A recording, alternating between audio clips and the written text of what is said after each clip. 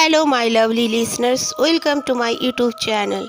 Please subscribe my channel and press the bell icon button. Friends, bell icon button जरूर से जरूर press करना, तभी आपके पास नई नोटिफिकेशंस आएंगी।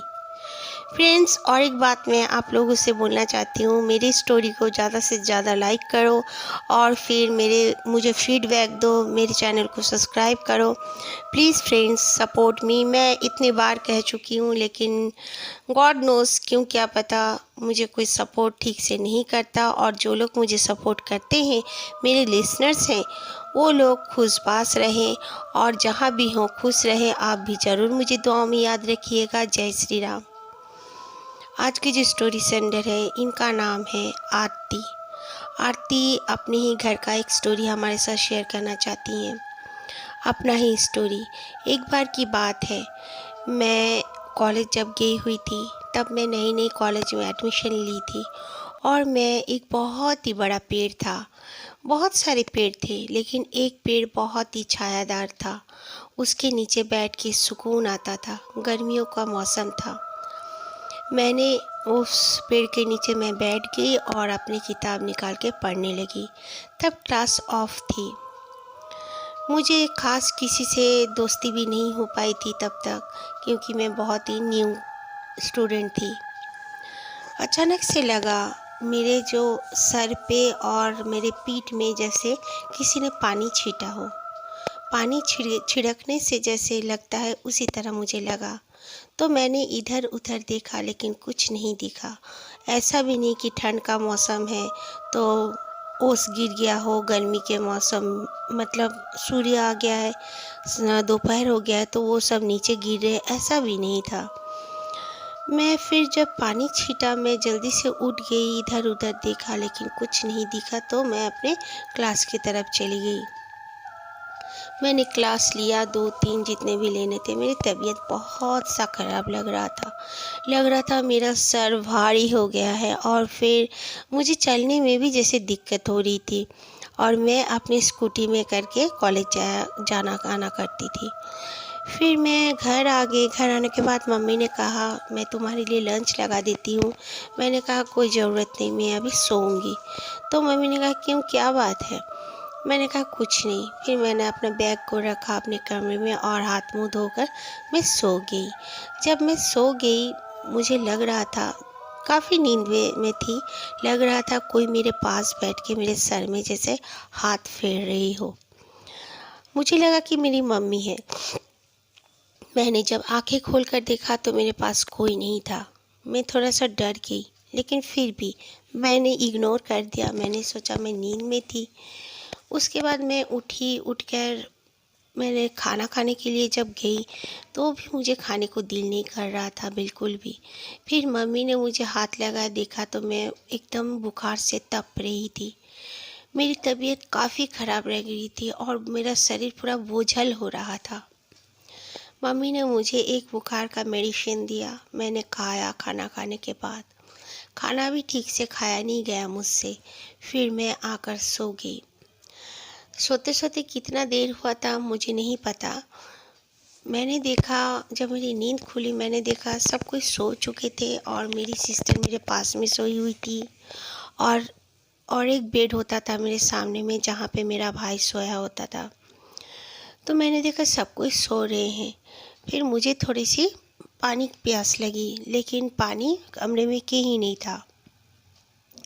तो मैंने सोचा जाती हूँ किचन में जाकर पानी ले लेती हूँ।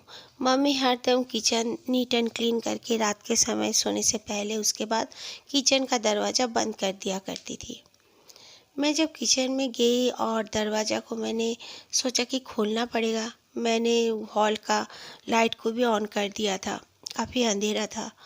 तो मैंने जब किचन के पास गई तो दरवाज़ा बंद नहीं था और जैसे गैस स्टोव के पास कोई औरत खड़ी थी।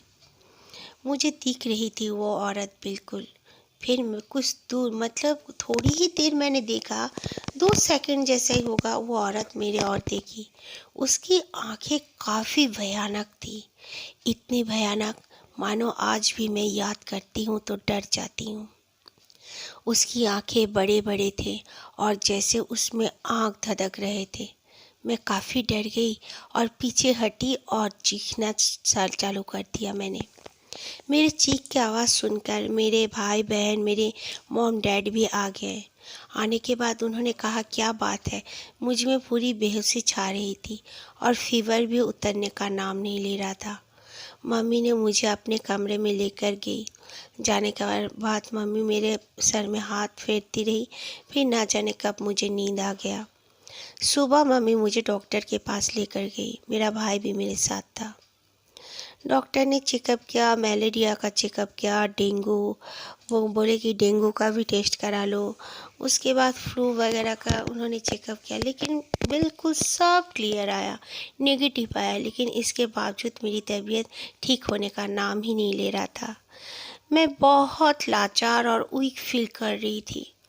फिर मेरी मम्मी ने कहा, एक बार झाड़ फूँक करवा देते हैं।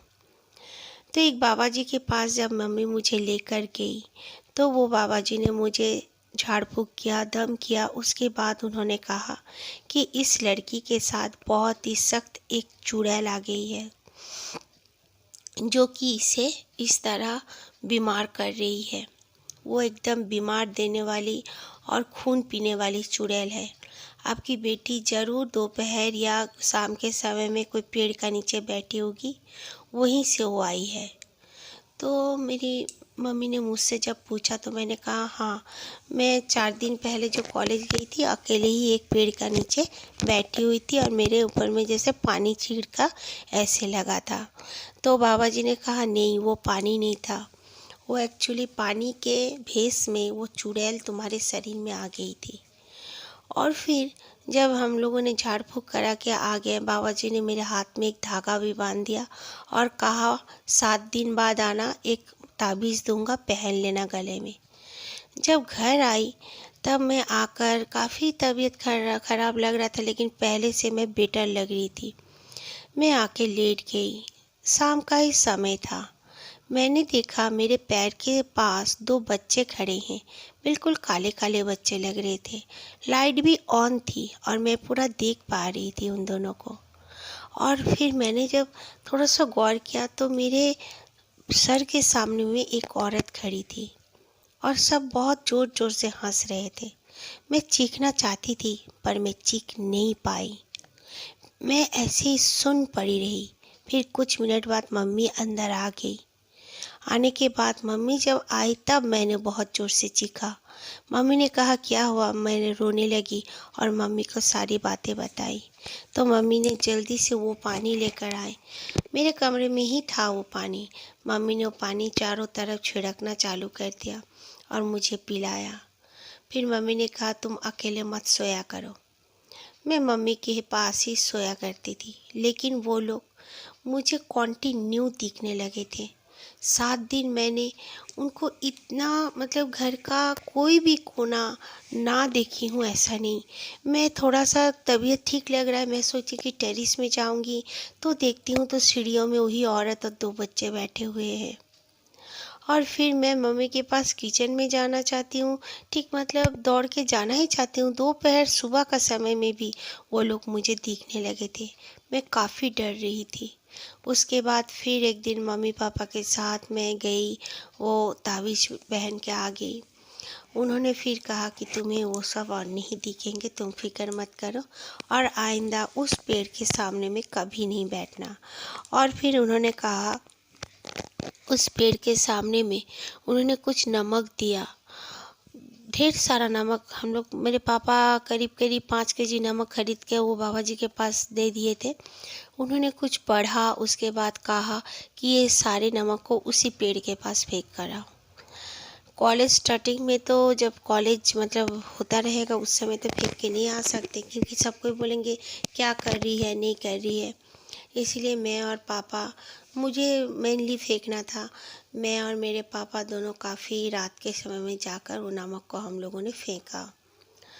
जब फेंककर हम लोग रिटर्न आ रहे थे, मुझे पीछे मुड़कर देखने के लिए भी मना किया गया था, मैं नहीं देख रही थी। लेकिन उस लाइन में जब हम लोग गुजर रहे थे, यकीन नहीं मानोगे, वही औरत और 2 बच्चा कॉन्टिन्यू हमारे बाइक के पीछे दौड़ रहे थे और हंस रहे थे। काफ़ी भयानक उनकी चेहरे थे। उनके चेहरे में आंखें इतनी बड़ी बड़ी और ऐसे आँख की तरह धधकने वाले थे। मैं काफ़ी डर गई थी। उसके बाद से तो मैं इतना डरती हूँ कि अकेले वॉशरूम जाने के लिए भी मुझे डर लगता है। और बाबा जी ने मुझे कुछ ऐसे मंत्र पढ़ने के लिए भी दिए थे, जो मंत्र मैं यहाँ पे शेयर नहीं करना चाहती हूँ, लेकिन वो मंत्र मैं पढ़ती रहती हूँ हमेशा। सुबह उठकर भी पढ़ती हूँ, और बाबा जी ने कहा कि नहा धोकर भगवान के पास अगरबत्ती लगा के भी 108 बार वो मंत्र पढ़ा करना। बल्कि हमारे घर में अभी हम लोग सब कोई वो मंत्र पढ़ा करते हैं, और हम लोग शुक्रगुजार करते हैं भगवान से, जो हम लोग को, मुझे, मेरे परिवार को भगवान ने उस चुड़ैल और उसके बच्चों से बचा लिया। फ्रेंड्स, वाकई में मैं बहुत परफ्यूम पसंद भी करती थी पहले। मैं उस दिन काफ़ी परफ्यूम लगाया था, और फिर इसीलिए शायद, और मैंने बाल भी शैम्पू में धोया था, और बाल मैंने खुले करके गए थे। इसीलिए हमारे बड़े कहते हैं कि बाल खुले करके ऐसी जगहों पे नहीं जाना चाहिए, और फिर जैसे शाम हो जाती है बाल खुले करके छत पे भी नहीं जाना चाहिए। कुछ ना कुछ तो है, इसीलिए हमारे बड़े हमें मना करते हैं, लेकिन हम सुनते नहीं हैं। लेकिन बड़ों की बात सुनना चाहिए, ज़रूर से ज़रूर।